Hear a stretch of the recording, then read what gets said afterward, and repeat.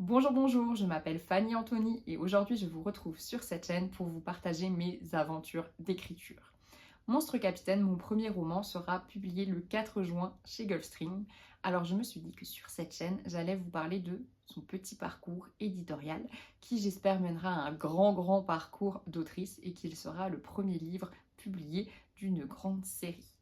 Si vous voulez en savoir plus sur mon univers, je vous invite à regarder Instagram. Mais si vous aimez les dragons, les gros monstres aquatiques, les mythologies, la fantaisie, mes ambiances piraterie et les rébellions en construction, je pense qu'on pourrait très bien s'entendre.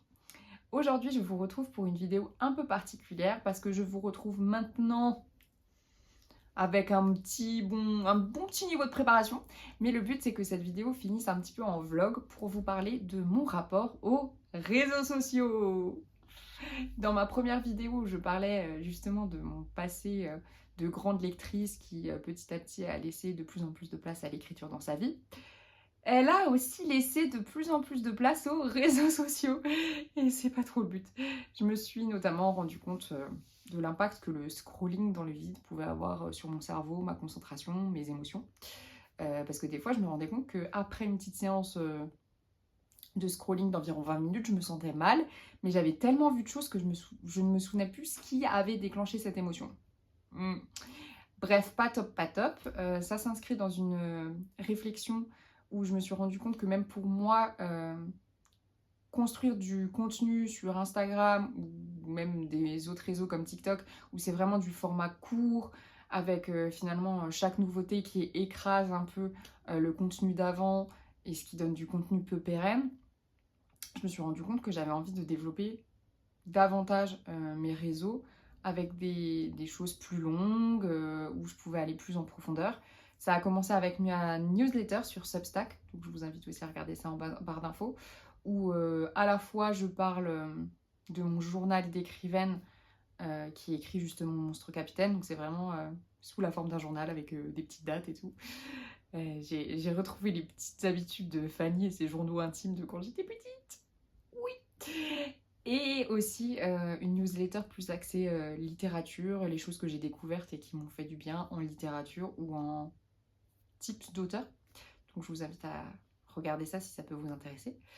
Et la seconde étape, ça a été justement de créer cette chaîne YouTube parce que je me rendais compte que créer des réels en me disant moins d'une minute, moins de 3 minutes, c'est quelque chose qui ne me convenait plus trop, tout simplement.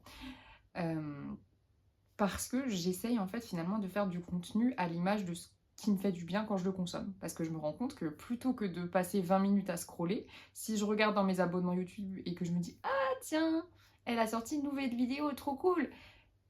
J'annonce ce livre par exemple, et que je me pose et que je regarde ce qu'elle a fait, bah, je vais en retirer finalement de la satisfaction, un moment divertissant où j'aurais fait autre chose, où j'aurais coupé de mon stress quotidien. Et en même temps, j'aurais eu l'impression que c'était utile et que ça m'avait fait du bien, contrairement au scrolling qui, des fois, non seulement ne servait à rien d'utile sur le moment, mais qui, en plus, pouvait générer des émotions négatives. Donc, me voilà sur YouTube, me voilà sur Substack, et me voilà avec des limitateurs sur mon téléphone. Donc, j'ai mis des limitateurs d'applications sur mon téléphone, de deux sortes.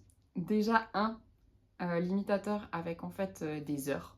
Donc par exemple, quand je suis en période où je travaille, je ne peux pas aller sur mon téléphone pour tout ce qui est application style Instagram et tout, entre 20h15 et 6h du matin.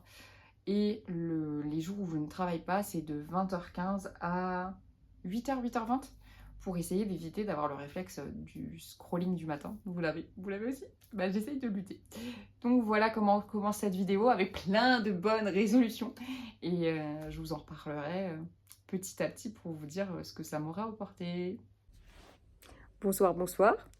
Une semaine d'une autrice avec ses réseaux sociaux, avec des nouvelles petites règles.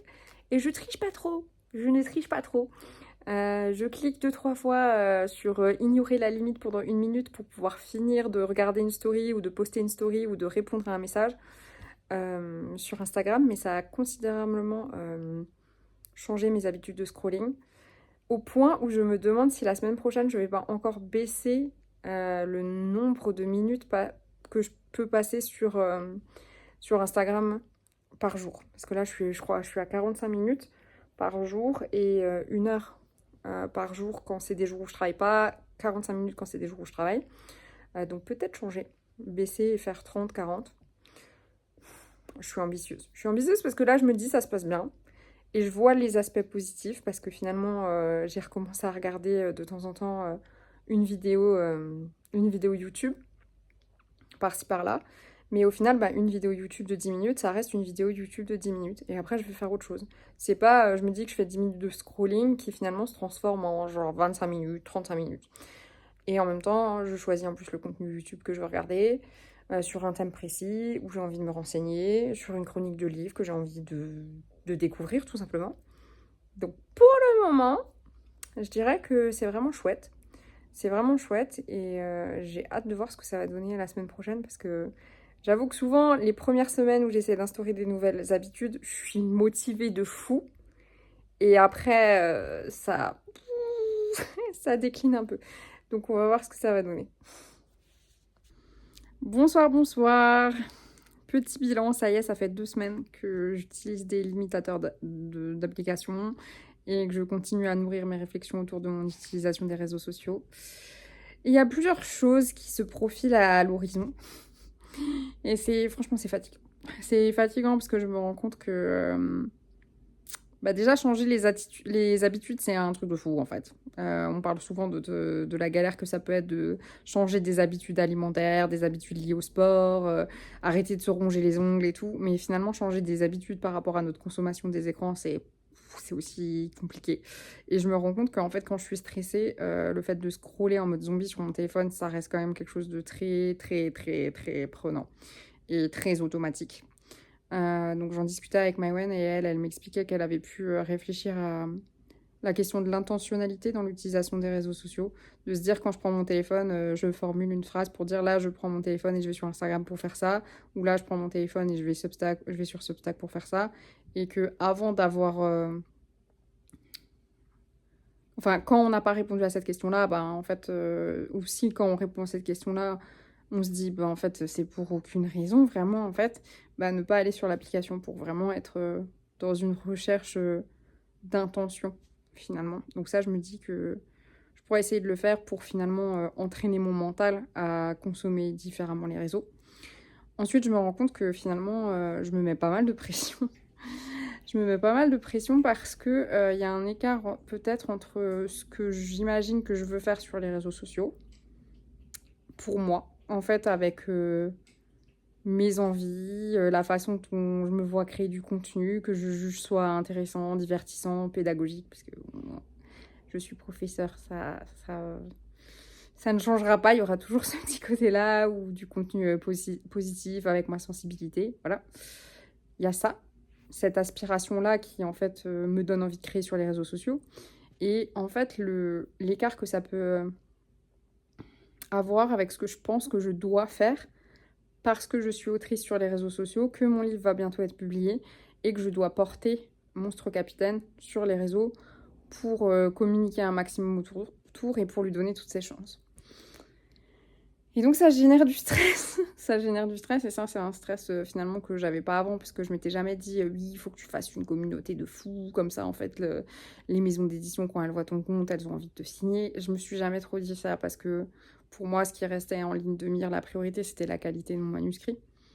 Mais là maintenant que je sais que je vais être publiée, je vois les choses différemment parce que quand on voit dans les salons les personnes qui ont des files d'attente devant eux, c'est souvent des personnes qui ont justement une communauté engagée autour d'eux et qui ont envie d'aller les voir en salon. Et clairement, quand on voit des files comme celle de Margot de Seine ou de Nell Pfeiffer, on va pas se mentir, ça donne envie quoi. Ça donne envie de pouvoir comme ça réunir des gens autour de nos romans. Donc voilà. Il y a un peu ce côté, j'ai envie de ralentir, j'ai envie de faire du contenu plus long, mais en même temps de me dire, est-ce que c'est ça qui va me permettre d'atteindre la communauté que j'ai envie d'atteindre et de porter Monstre Capitaine le plus loin en fait dans son aventure. En quelle mesure moi je peux agir là-dessus, en plus de ma maison d'édition finalement. Donc voilà, ça fait beaucoup de questions pour peu de prises de décision. Donc il va falloir vraiment que je réfléchisse à qu'est-ce que je veux faire en fait. de ce contenu sur les réseaux sociaux, qu'est-ce que je veux faire en termes de, comment dire, de consommation des écrans aussi en général, parce que je me rends compte que, voilà. Alors, lire pour le moment, je suis toujours pas sur des écrans, parce que je préfère lire du papier que sur liseuse. Mais là, finalement, je me rends compte que quand j'écris, je suis sur un ordinateur, mais quand je suis en premier jet, c'est pareil, quand je suis en correction, c'est pareil. Quand je veux regarder un truc à la télé avec mon chéri pour nous détendre, bah, c'est sur la télé. Quand je veux regarder des vidéos YouTube, ben pareil, de nouveau les écrans. Il y a quand même pas mal de choses dans mon quotidien qui tournent autour de ces écrans. Donc voilà, ça c'est aussi un truc sur lequel je voudrais avoir un impact. Voilà. Donc là, c'est 2 semaines avec clairement un bilan assez mitigé parce que je me rends compte que j'ai beaucoup de mal à lutter contre certains réflexes.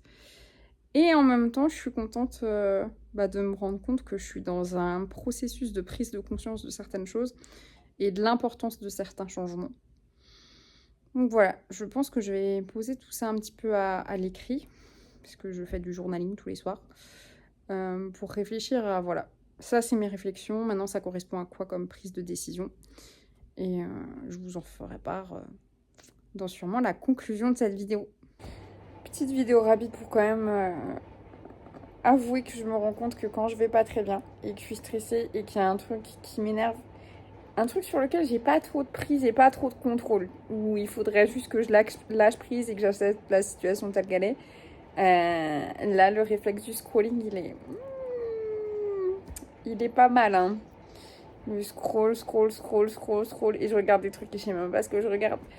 Et ce qui est fou en plus avec la façon dont fonctionnent les réseaux sociaux, c'est que si maintenant je m'attarde un petit peu trop sur une vidéo qui me propose, bah en fait ils vont me proposer plein d'autres vidéos comme ça.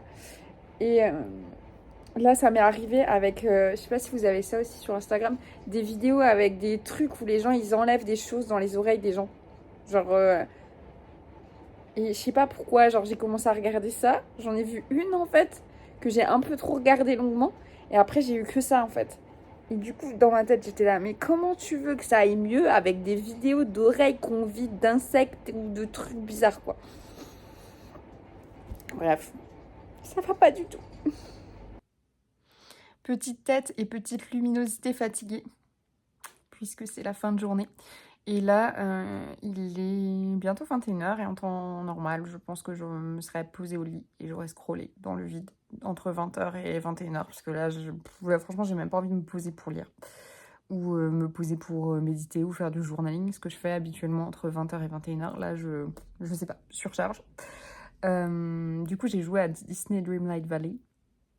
Mais surtout, j'ai écouté le podcast du club qui parle d'écriture sans filtre, que vous pouvez aussi retrouver sur YouTube. Je vous mettrai le lien en barre d'infos. Et c'était trop chouette! J'adore ce podcast. Et là, l'épisode de ce soir, c'était sur les couvertures de livres, comment ça influence nos achats et comment, en tant qu'autrice, on peut le vivre quand finalement on reçoit la couverture de notre livre. Et j'adore ce podcast parce qu'en fait, c'est une bande d'amis de 5 autrices qui parlent. Et j'ai l'impression, limite, je peux rajouter mon petit fauteuil et puis me joindre à elles et être une de leurs writing buddies parce que l'ambiance est tellement cosy et chouette et le ton entre elles est tellement... finalement, elles s'enregistrent, mais je me dis, en fait, si elles s'enregistraient pas, elles pourraient très bien avoir cette conversation entre elles, tranquille, à réfléchir à des trucs, des thèmes qui les intéressent. Et ça rend la chose tellement spontanée et naturelle et en même temps tellement intéressante parce qu'elles ont chacune leur parcours que ça m'a fait beaucoup de bien. Et c'est là que je me suis rendu compte avec un peu de recul que j'étais très critique sur tout le contenu que je pouvais consommer, que ce soit en termes de podcast, de vidéos YouTube, de ce que je regarde sur Instagram. Mais plutôt que de réfléchir en termes de non, t'es trop longtemps. T'es trop longtemps. Sur ces réseaux, sur YouTube, sur Substack, à lire des newsletters ou sur Instagram à scroller, je me rends compte qu'il faut plus que je réfléchisse en termes de est-ce que c'est du temps qui me fait du bien et qui m'apporte quelque chose, ou est-ce qu'au contraire c'est du temps qui m'a pris des choses sur dans mon énergie, où finalement je me rends compte que j'en ai pas tiré une expérience passionnante ou intéressante. Et là, je me rends compte finalement, 1h34 en fait la vidéo sur YouTube. Mais je ne l'ai pas vue passer et j'ai adoré les écouter. Et ça m'a donné le sourire. Et là, je me couche et je vais être bien en fait. Oui, puisqu'en fait, il va être 21h et je vais me coucher parce que je suis un bébé. Je suis un bébé. Moi, 21h couché, mais réveil 6h, 5h30. Voilà. Chacun son, son horloge interne. Mais en tout cas, voilà. Ça m'a permis de me rendre compte que la question du minuteur que je rajoute et des limites que je mets sur certaines applications, il faudrait plus que je réfléchisse en termes de quel genre de contenu je veux regarder, quel genre de contenu je ne veux pas regarder. Parce que ça, c'est le problème aussi avec le scrolling sur Instagram, c'est qu'on ne voit pas uniquement les personnes qu'on suit. Et des fois, on se retrouve avec des choses qu'on n'a pas trop envie de voir. Donc voilà, à méditer. Et c'est l'heure du bilan, le bilan d'un mois à essayer d'avoir des nouvelles habitudes sur les réseaux sociaux. Ce que je retiens. Déjà, c'est super chouette d'avoir de nouvelles habitudes, surtout au moment du lever et au moment du coucher. Je me rends compte que ça teinte vraiment ma journée ou ma nuit. Le fait de pouvoir me dire que voilà, je me réveille à 6h, mais en fait, j'irai pas encore sur les réseaux avant 9h. Avant, j'avais ce réflexe de rester au lit, scroller, regarder des trucs. Alors que maintenant, dès le matin, vu que je fais pas ça, je me pose déjà les questions de c'est quoi mon intention en fait pour cette journée. Donc je vais pouvoir, je sais pas, tout de suite me lever, faire des choses en termes de ménage, de rangement, de faire le point, l'organisation, regarder ma to-do list, ou juste lire parce que j'ai besoin d'une journée cosy, lire avec mon petit thé tranquille. Et ça donne vraiment une autre couleur à ma journée finalement. Et pareil, de la même manière pour mes nuits, quand je prends plus mon téléphone à partir de 20h, 20h15, et là je dis bien je ne prends plus mon téléphone en fait, hein. C'est pas que des blocages d'applications, mais je ne prends plus mon téléphone. Je fais du journaling, de la méditation, de la lecture, et ça m'aide en fait, ça me prépare à l'endormissement. Alors qu'avant, des fois, je me rendais compte que j'avais un sentiment un peu d'anxiété. Alors déjà parce que en fait j'ai cette peur à chaque fois de super mal dormir parce que j'ai eu des moments où niveau sommeil c'était vraiment pas terrible. Mais des fois je me rends compte maintenant avec du recul que je pouvais regarder une vidéo qui me déprimait de fou. Je sais pas, une histoire avec un chien qui se fait abandonner. Et en fait derrière je continuais à scroller, il y avait des recettes, il y avait des trucs avec des chroniques de livres, des nouvelles sorties de séries. Et quand j'arrêtais de scroller, je me rendais pas compte que finalement, même si j'avais regardé du contenu après qui était plutôt neutre niveau émotion, et en fait j'avais toujours ce sentiment de malaise suite à cette vidéo que j'avais regardée, mais j'avais tellement regardé de trucs entre que je me souvenais même pas ce qui avait généré ce sentiment de malaise. Ce qui est pas fou. Hein. Ce qui n'est pas fou. Et le fait de plus faire ça, déjà ça m'aide à être moins stressée au moment de dormir. Et dans la journée, la question du scrolling se pose différemment. J'avais essayé de mettre des limitations de temps par application, mais finalement je me dis mais en fait le problème c'est que là du coup tu te mets 45 minutes. Mais si tu fais 45 minutes de scrolling dans le vide, c'est quand même horrible en fait. Des fois ça peut quand même avoir un impact sur ton humeur et tout ça. Alors que si au contraire tu te mets pas de limite, mais tu te dis là je prends mon téléphone et pourquoi je prends mon téléphone, pourquoi je clique sur cette application. Si je clique en me disant voilà, là en fait tu cliques sur Instagram, tu vas regarder les copines si elles ont publié des choses et commenter si elles ont publié des choses. C'est différent que de se dire là je prends mon téléphone, je clique sur l'application, je sais pas pourquoi je le fais et voilà le vide, le néant. Parce que je me suis rendu compte que même sur Instagram, il y avait pas mal de discussions privées que je pouvais avoir avec des auteurs, des autrices. Et du coup, j'ai envie de continuer à pouvoir interagir comme ça sans me dire attention, tu vas avoir un bloqueur d'application. Donc l'idée, c'est plutôt de me dire quelle est mon intention quand je vais sur les réseaux sociaux et est-ce que ça m'apporte quelque chose de positif ou est-ce que c'est énergivore et dans le néant. Donc voilà, ça c'est la nouvelle chose que je vais essayer de creuser ces prochains temps. Et au niveau de la proposition de contenu, ce qui va se passer pour moi, c'est que je vais ralentir sur Instagram pour 2 publications par semaine plutôt que 3. Déjà parce que Instagram me saoule. Je le dis, Instagram me saoule. J'ai l'impression de comprendre les règles du jeu, les règles de l'algorithme, et au bout de 6 mois, je comprends déjà plus rien. Et j'ai l'impression qu'il y a tout qui change en fait. Donc je suis là. Qu'est-ce qui s'est passé? C'est pas juste de changer les règles du jeu en cours de route, faut nous prévenir les gars. Donc voilà. Ça, plus le fait que j'ai envie de proposer du contenu plus long, c'est pour ça que je vais m'investir sur cette chaîne YouTube avec pour le moment 2 ou 3 vidéos par mois, mais j'aimerais bien arriver à un point où je publie une vidéo par semaine. Et enfin, toujours la newsletter sur Substack, 2 numéros par mois, un numéro plutôt axé littérature, conseils d'écriture, les choses podcasts, livres que j'ai découverts et que j'ai trouvé cool et que j'ai envie de partager avec des personnes qui ont envie de développer leur créativité et leur imagination. Et un autre numéro, vraiment la date et mon ressenti, vraiment du journal d'écrivain pour les coulisses de l'écriture, tout ça, tout ça. Ça me réjouit en fait de pouvoir proposer ce genre de contenu là et j'aime bien parce que j'ai l'impression que autant il y a des personnes qui me suivent sur les 3 contenus, autant il y a d'autres personnes qui sont plutôt sur cette application, d'autres plutôt sur celle-là et je trouve ça chouette en fait parce que j'ai l'impression de pouvoir faire du contenu qui me ressemble quand même sur les plateformes différentes. Se pose la question de TikTok, je sais qu'il y a des personnes qui ont vraiment gagné en visibilité et ont pu porter leur roman à fond grâce à cette application. Donc je sais pas trop, c'est le prochain chantier de réflexion. En tout cas, merci d'être là. N'hésitez pas à vous abonner, à commenter, à liker pour me soutenir. Et surtout, s'il y a des choses que vous avez envie de voir sur cette chaîne pour découvrir avec moi les coulisses de l'écriture et les coulisses de la publication de Monstre Capitaine, n'hésitez pas en commentaire à poser vos questions, à donner vos idées. J'ai une petite liste de prévu, mais je me dis que si de votre côté vous avez des demandes et que ça peut en plus me donner d'autres idées ou que c'est peut-être même des idées que j'ai déjà eues, ce serait pas mal. En tout cas, en attendant, je vous souhaite d'être créative et créatif et à bientôt pour une nouvelle vidéo.